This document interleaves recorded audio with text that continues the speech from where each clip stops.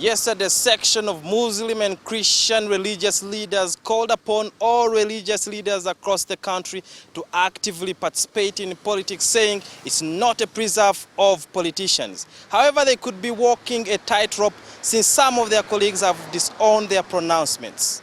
Today, Joshua Kitakule, the General Secretary of the Inter-religious Council of Uganda, said that the cleric's message does not represent the views of the body. If they're going to engage in working together to remove a regime or bring in power another regime, that is not acceptable.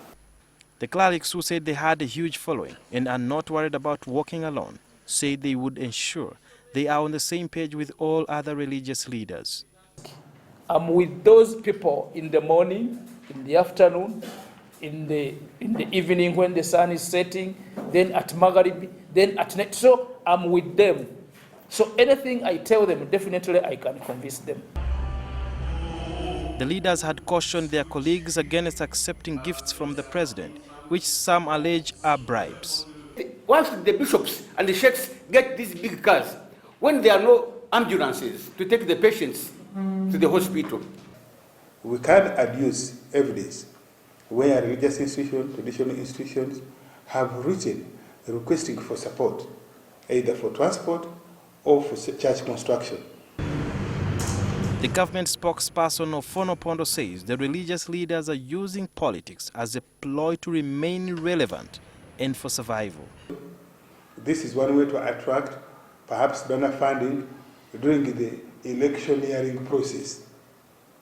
They need some money to feed their families.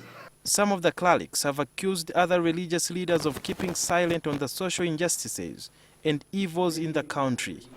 for them they are sleeping in the comfort of pajeros and prados. Our approach here is that we will gather information, we will have evidence, we will have data on something, and then we will approach the president and say, or the president, or any other person. Opondo said that if the clerics have chosen to misuse the pulpit to preach partisan politics, then the NRM government has other means to reach the people.